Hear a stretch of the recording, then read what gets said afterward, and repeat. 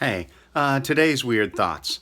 I saw a video. I guess it was Dave Chappelle. It must go back a few years, being interviewed on the Oprah Winfrey Show. So yeah, it does go back a few years.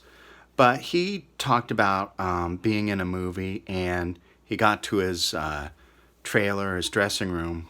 I think it was a trailer. He got to his dressing room, and there was like a dress there, and I think his first thought was that he was in the wrong room, and he was visited first by the writer, then by the director, and then by a producer, who each one urged him, "Oh no, we got this funny scene," and Chappelle he refused to do it. He goes, "What is this thing where they always make a kind of a formidable talent, male black actors, particularly comedians, why do they always write in some scene in some movie where they have to wear a dress?"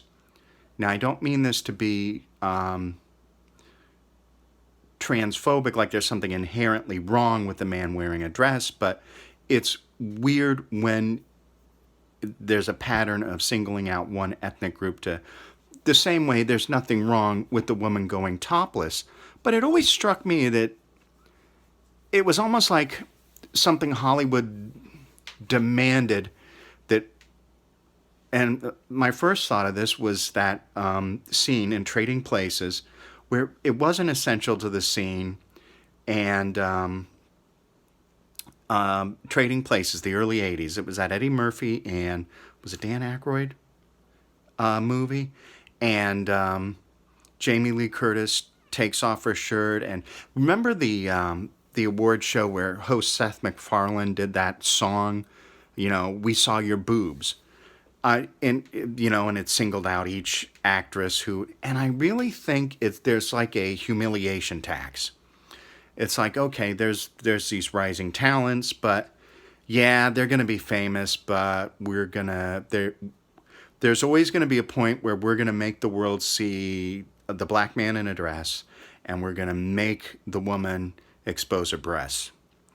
And again, I'm not condemning the voluntary, pursuit of either. If a dude feels like it or a lady feels like it and wants to do those things, but the thing is, I really think that it is like a humiliation tax. But the other thing I was thinking of, there's this weird, in some cultures, there's this sort of preoccupation with the masculinity of men in tolerated groups.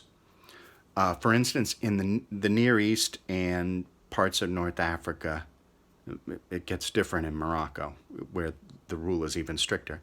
But in the Middle East, Jews and Christians, the men could not ride a horse or a camel because that suggests valor and military prowess and masculinity, and it is like totally inappropriate.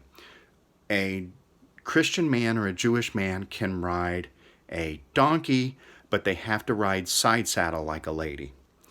And and if you look at, well, in Morocco it's weirder. Like a Jew might ride a donkey inside the Jewish quarter, but outside it depended on the city. In some cities couldn't ride anything. They either had to go barefoot, or in some cities they had to wear these straw sandals. Not much protection. And you have to realize, like one Irish traveler in the 1870s said, that you realize the humiliation of this because you have all those beasts of burden that leave their residue in the street. And when he said, when you're walking with your Jewish companion and he periodically has to stop and scrape his feet, you kind of see where there's a humiliation in that. But I think it was in the 1850s in the town of Nablus in Palestine. It was then part of the Ottoman Empire. But a British missionary, fuck. And I'm sorry, I love the Brits, but this guy didn't. Either he was testing the waters or he just did not know. But he came back from a hunting trip, riding a fucking horse, and carrying, he'd just been hunting, a fucking gun.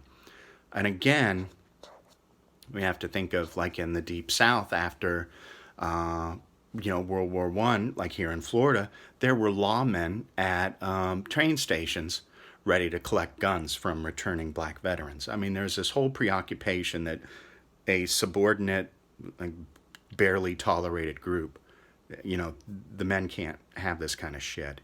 But the thing was, those were two no-nos. This guy came back into town, and he, riding on a horse and carrying a fucking gun. He was beset by a mob who were like outraged at this offense, and he panicked, shot into the crowd. I think killed the beggar, and he managed to escape. But it's a restriction that was, of course, taken very seriously, obviously, because it just really infuriated the people who witnessed it. But anyway, am I barking up the wrong tree? Is it weird? And people are going to say, well, it's just a coincidence that there's always a scene with, blah, blah. And in British tradition, but the thing is, that only highlights it. Well, in British tradition, in Panto, there's always a cross-dressing role for a guy. Right, but that isn't a thing. We don't even have Panto in the States. So the fact that it isn't a thing here makes it even weirder that it's imposed particularly again and again on one ethnic group, with whom there's always been this kind of fear of the sexuality of their males. But anyway, am I barking up the wrong tree? Is this horse shit, or does this make sense? Let me know. Thanks.